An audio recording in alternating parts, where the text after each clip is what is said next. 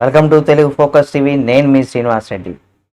చాలామంది తిరుమలకి వెళ్తూ ఉంటారు. అంటే ఆ వెంకటేశ్వర స్వామిని దర్శనం చేసుకొని ఆయన అనుగ్రహం పొందాలనుకునే వాళ్ళు లక్షల సంఖ్యలో భక్తులు, ప్రతి నిత్యం వేల సంఖ్యలో కూడా భక్తులు దర్శనం చేసుకొని స్వామివారి అనుగ్రహాన్ని కూడా పొందడానికి ప్రయత్నాలు చేస్తూ ఉంటారు. అంతేకాకుండా కోట్ల రూపాయల ఆదాయం ప్రతిరోజు ఉండే ఆదాయం కూడా వస్తూ ఉంటుంది. అయితే ఇక్కడికి వెళ్ళాలనుకునే వారు ఏ ఏ సమయాల్లో తిరుమలకి వెళ్తే రద్దీ లేకుండా కొంత హాయిగా స్వామివారిని దర్శించుకోవచ్చు. ఇవి చాలామందికి తెలియనటువంటి విషయాలు. తప్పనిసరిగా ఇక్కడ ఈ విషయం తెలుసుకుంటే మీరు కూడా ఎప్పుడైనా వెళ్ళాలనుకున్నప్పుడు ఆ టైం దాన్ని బట్టి వెళ్తే మీకు రద్దీ అనేది కూడా తక్కువగా ఉంటుంది. అంటే ఒక సంవత్సరంలో 10 నుంచి 20 సార్లు తిరుమలకి దర్శనానికి వెళ్ళేవారు ఉంటారు.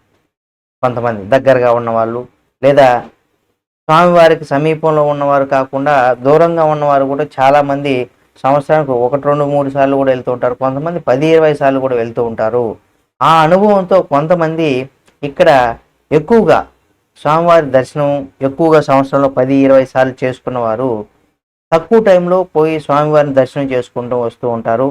అంటే వాళ్ళ అనుభవం ప్రకారం, వాళ్ళు కొంతమంది చెప్పినటువంటి సలహాల ప్రకారం మీరు కూడా ట్రై చేస్తే 100% మీకు ఈ పద్ధతిన మీరు త్వరగా స్వామివారిని దర్శనం చేసుకోవచ్చు. ప్రశాంతంగా కూడా దర్శనం చేసుకోవచ్చు.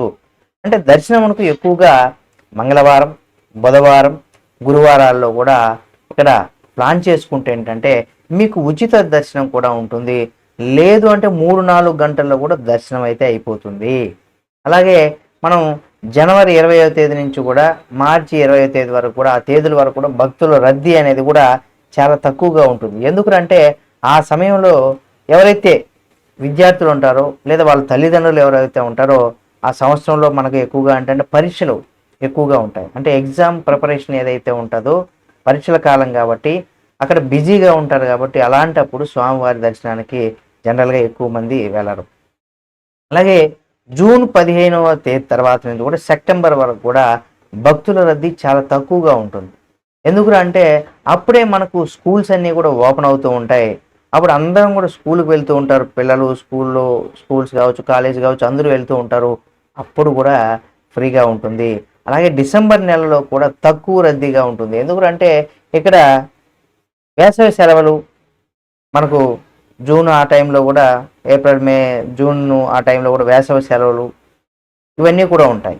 అంటే ఇక్కడ మనం చూసినట్లయితే ఎక్కువగా మీరు ఈ ప్రధానంగా రద్దీ తక్కువగా ఉంటుంది. ఇక్కడ వేసవి సెలవులు ఉంటాయి. అలాంటప్పుడు ఏంటంటే ఎక్కువగా బ్రహ్మోత్సవాలు ఉంటాయి.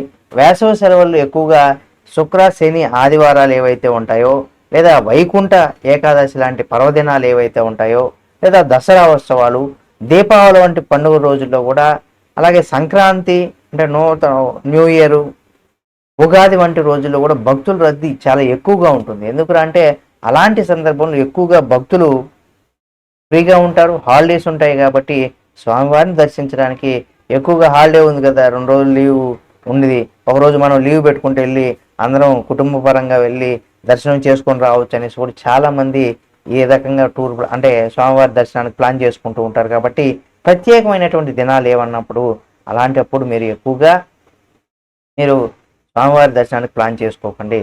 కొంతమంది ఎప్పుడైనా పర్లేదు, ఎప్పుడు అవైలబిలిటీ ఉంటే అప్పుడు వెళ్ళేటువంటి వారు ఉంటారు. అలాగే రథసప్తమి రోజు కూడా భక్తుల రద్దీ అనేది ఎక్కువగా కనిపిస్తూ ఉంటుంది. తప్పనిసరిగా మీకు ఇందాక నేను చెప్పినట్టుగా ప్రధానంగా మనం ఎప్పుడెప్పుడు మనం స్వామివారి దర్శనానికి చాలా తొందరగా చేసుకొని రావచ్చు అనేది మళ్ళీ మీకు ఒక్క పాయింట్లో కూడా చెప్తాను. ఎక్కువగా స్వామివారి రద్దీని తగ్గించుకొని మీరు ఈజీగా 1-2 సార్లు కూడా మీరు స్వామివారిని ఫ్రీగా, జనరల్గా ఎక్కువ అంటే స్వామివారి దర్శనానికి వెళ్ళినప్పుడు చాలా చూసే టైం ఇవ్వకుండా కూడా అక్కడ క్యూ లైన్లో కూడా మనల్ని తోసేస్తూ ఉంటారు.